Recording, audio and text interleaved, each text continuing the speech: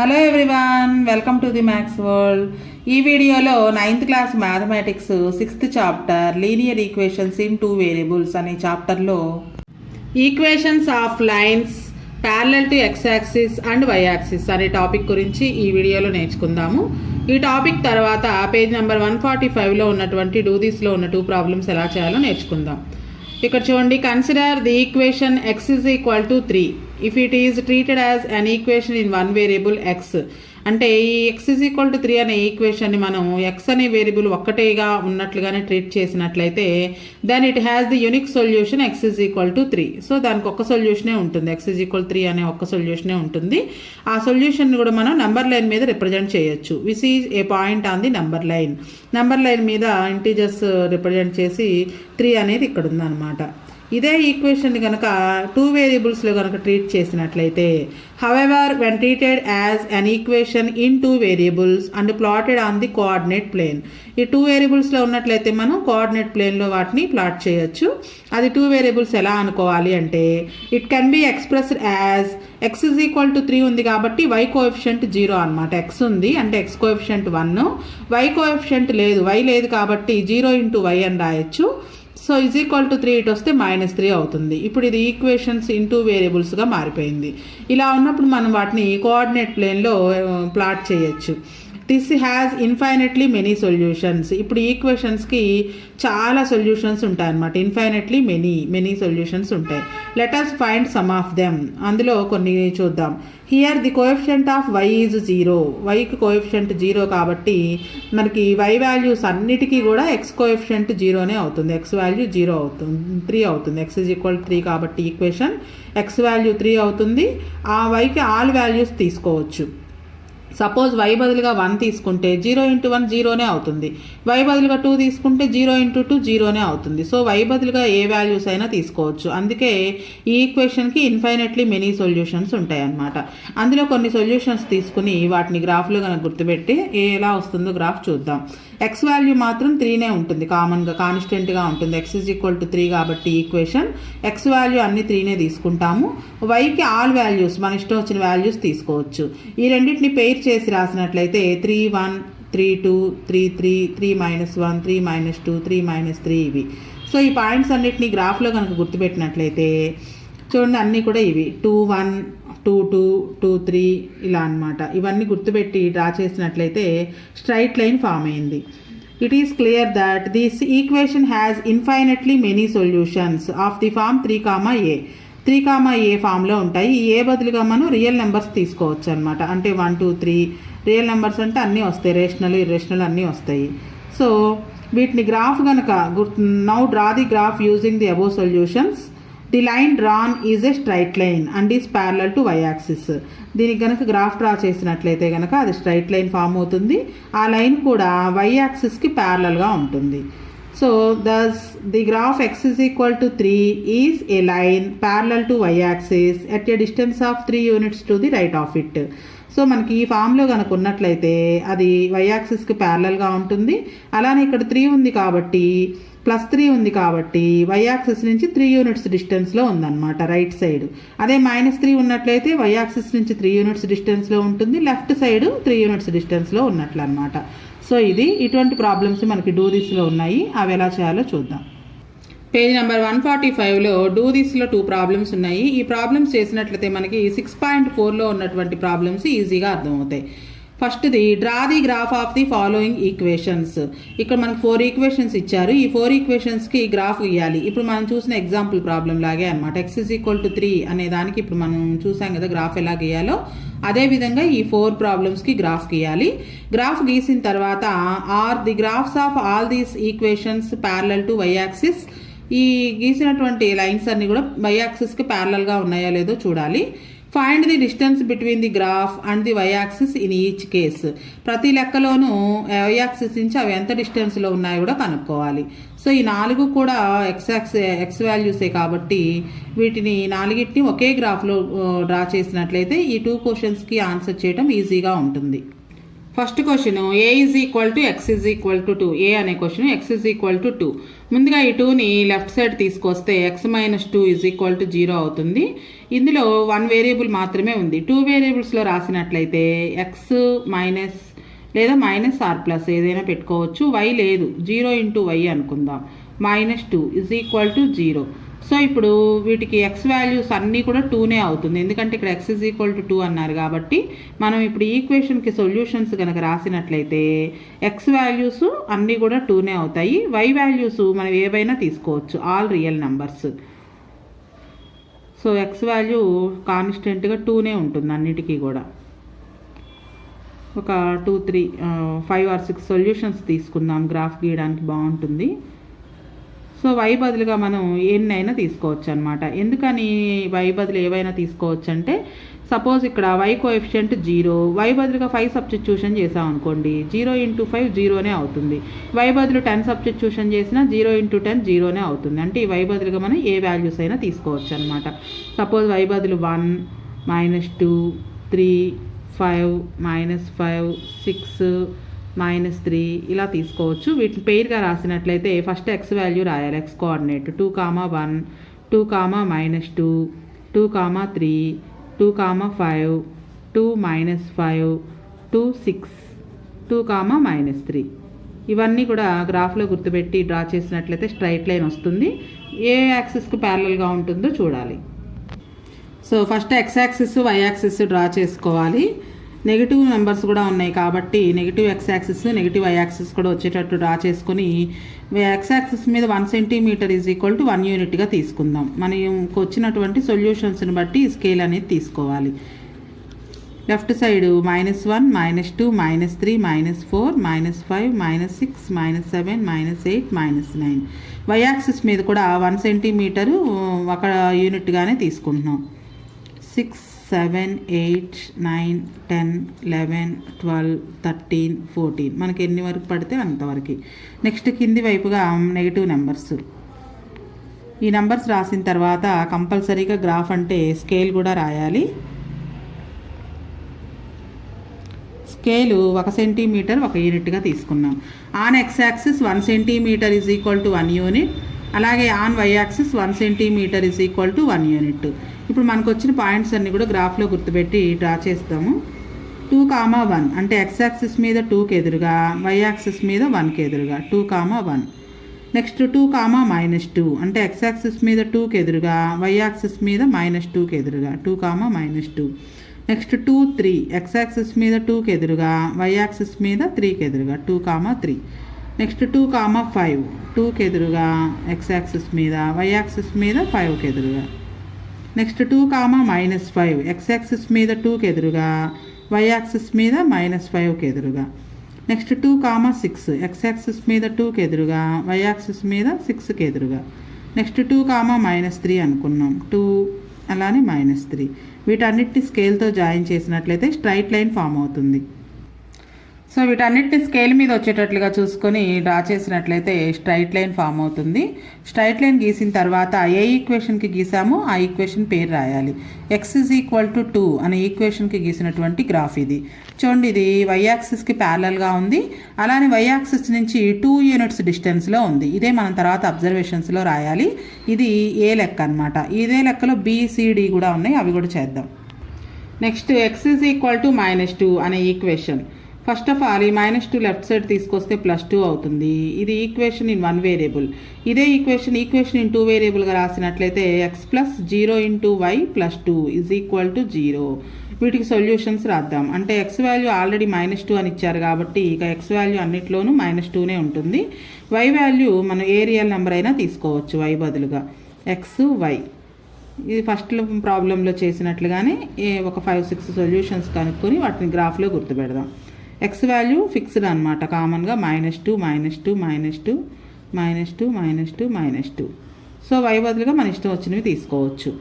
0 తీసుకోవచ్చు, already coefficient 0 ఉంది.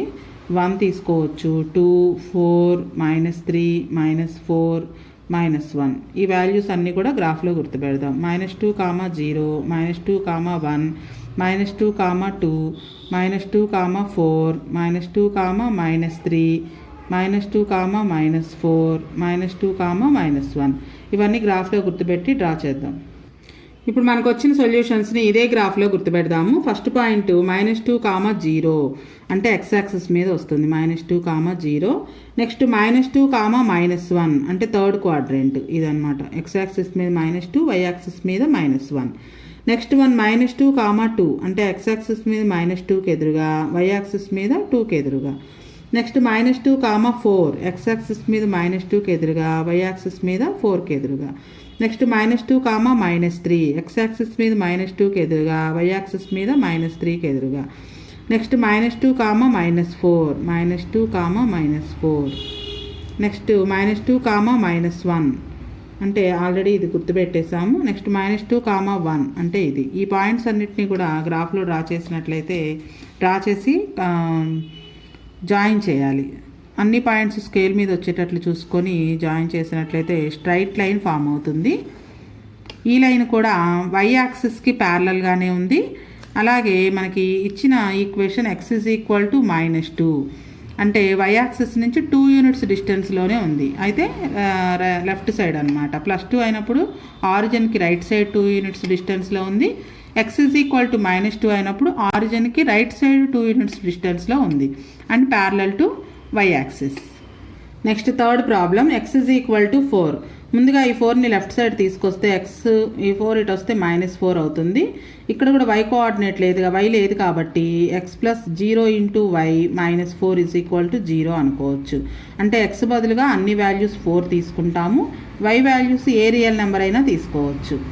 y బదులుగా y కోఎఫిషియంట్ 0 కాబట్టి y బదులుగా ఏ రియల్ నెంబర్ అయినా తీసుకోవచ్చు. సో 1, 2, 3, -4, -2, 5 ఇవి తీసుకుందాము. సో 4, 1, 4, 2, 4, 3, 4, -4, 4, -2, 4, 5 ఇవన్నీ కూడా సొల్యూషన్స్. ఈ సొల్యూషన్స్ అన్నిటిని అదే గ్రాఫ్లో గుర్తుపెట్టి డ్రా చేద్దాం. సో ఇవన్నీ కూడా ఒకే గ్రాఫ్లో డ్రా చేయొచ్చు. ఫస్ట్ పాయింట్ 4, 1 అంటే x యాక్సిస్ మీద 4కి ఎదురుగా, y యాక్సిస్ మీద 1కి ఎదురుగా 4, 1. నెక్స్ట్ 4, 2 y యాక్సిస్ మీద 2కి ఎదురుగా, x యాక్సిస్ మీద 4కి ఎదురుగా. నెక్స్ట్ 4, 3 4, 3 4, 3. నెక్స్ట్ 4, -4 అంటే 4కి ఎదురుగా, y యాక్సిస్ మీద -4 అంటే 4th క్వాడ్రంట్లోకి వస్తాం. నెక్స్ట్ 4, -2 అంటే 4కి ఎదురుగా, y యాక్సిస్ మీద -2కి ఎదురుగా. నెక్స్ట్ 4, 5 4, 5. సో ఈ పాయింట్స్ అన్నీ స్కేల్ మీద వచ్చేటట్లు చూసుకుని డ్రా చేసినట్లయితే స్ట్రైట్ లైన్ ఫామ్ అవుతుంది. ఇది కూడా y యాక్సిస్కి ప్యారలల్గానే ఉంది. This is the graph for x = 4 which is parallel to y axis at a distance of 4 units from the origin. Next last one x = -4. ముందుగా -4 ఇటు వస్తే +4 అవుతుంది. ఈక్వేషన్ 2 వేరియబుల్స్గా రాసినట్లయితే x + 0 × y + 4 = 0. ముందుగా x వాల్యూ -4 అన్నిటికీ కూడా కామన్గా ఉంటుంది. y బదులుగా మనం ఏ రియల్ నెంబర్ అయినా తీసుకోవచ్చు. 1, 2, 5, -2, -1, -3, 3 ఈ సొల్యూషన్స్ అన్నీ కూడా గ్రాఫ్లో గుర్తుపెడదాము.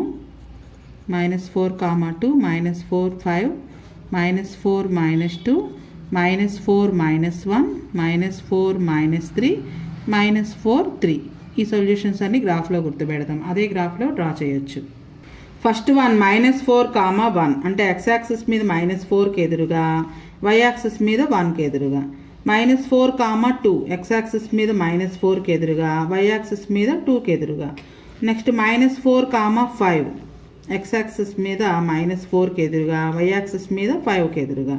నెక్స్ట్ -4, -2 అంటే సెకండ్ క్వాడ్రంట్లోకి వచ్చేస్తాం, థర్డ్ క్వాడ్రంట్లోకి వచ్చేస్తాం. Next -4, -1. Next -4, -3. Next -4, 3 x axis మీద -4, y యాక్సిస్ మీద 3. ఈ పాయింట్స్ అన్ని స్కేల్తో డ్రా చేసి స్కేల్తో కలిపినట్లయితే స్ట్రైట్ లైన్ ఫామ్ అవుతుంది. ఇది కూడా y యాక్సిస్కి ప్యారలల్గానే ఉంది.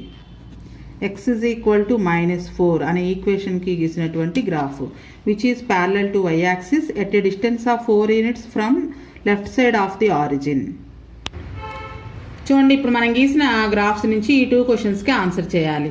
Are the graphs of all these equations parallel to y axis. ఇప్పుడు మనం గీసినటువంటి ఈ ఈక్వేషన్స్, ఈ గ్రాఫ్స్ అన్నీ కూడా వై యాక్సిస్కి ప్యారలల్గా ఉన్నాయా అంటే అన్నీ కూడా వై యాక్సిస్కి ప్యారలల్గానే ఉన్నాయి. Find the distance between the graph and the y axis in each case. అంటే ప్రతి గ్రాఫ్ కూడా వై యాక్సిస్ నుంచి ఎంత డిస్టెన్స్లో ఉందో కూడా కనుక్కోవాలి.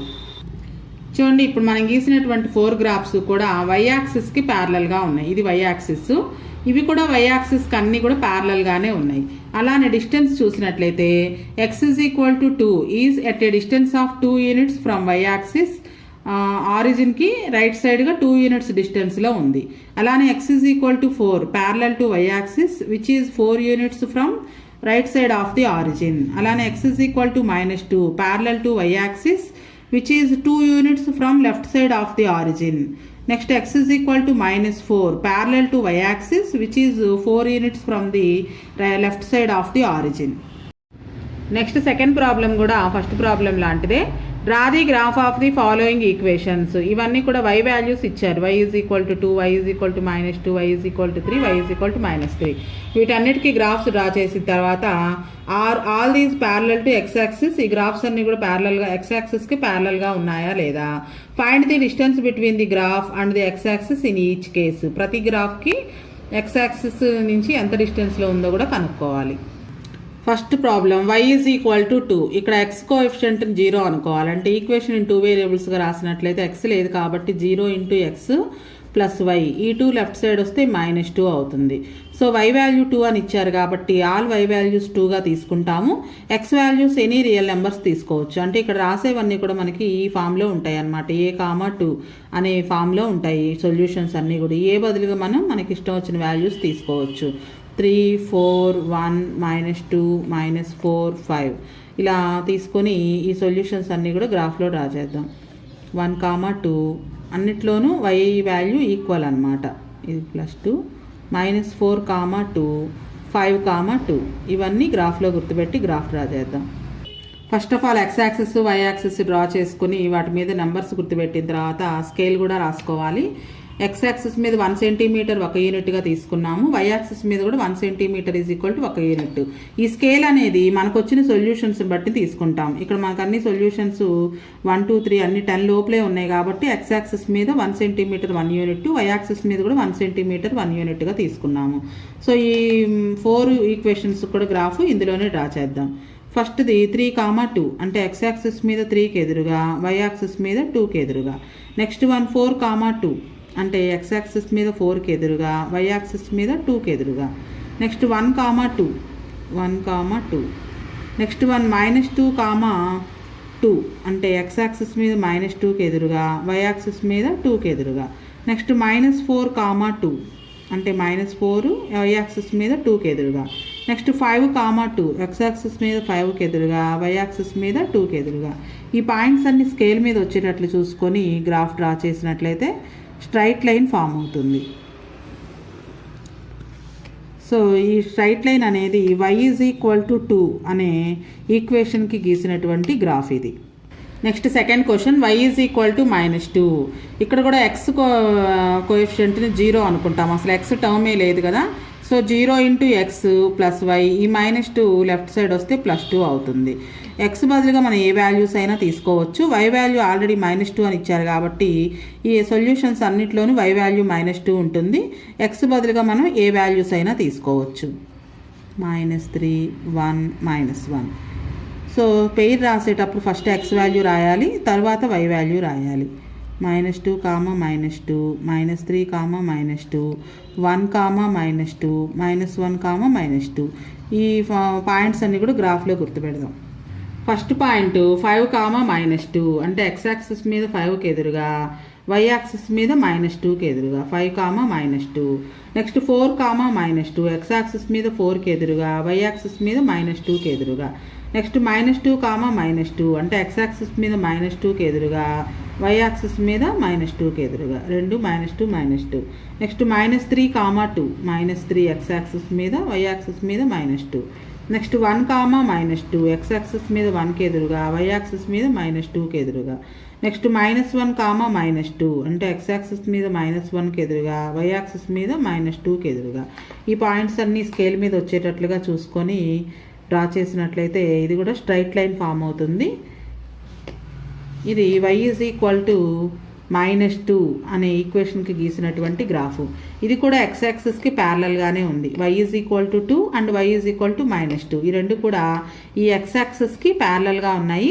అలానే y 2 అనేది 2 యూనిట్స్ డిస్టెన్స్లో ఉంది ఫ్రమ్ ది ఆరిజిన్. అలానే ఈ y -2 కూడా parallel to x axis and at a distance of 2 units from the origin. Next third problem y 3. ఇక్కడ కూడా x కోఆర్డినేట్ లేదు, అంటే x టర్మ్ లేదు. 0 × x + y 3 లెఫ్ట్ సైడ్ వస్తే -3 అవుతుంది. ఇది ఈక్వేషన్. ఇక్కడ y 3 అని ఇచ్చారు కాబట్టి సొల్యూషన్స్ అన్నిట్లోనూ y కోఆర్డినేట్ 3 ఉంటుంది. x కోఆర్డినేట్ బదులుగా మన ఇష్టం వచ్చిన వాల్యూస్ తీసుకోవచ్చు. అంటే కొన్ని నెగిటివ్ వాల్యూస్ కొన్ని పాజిటివ్ వాల్యూస్ తీసుకుందాం. సో వీటిని పెయిర్గా రాసినట్లయితే 2 3 3 3 4 3 1 3 -2, 3 -3 3 -4 3 వీటన్నిటిని గ్రాఫ్లో గుర్తుపెడదాం.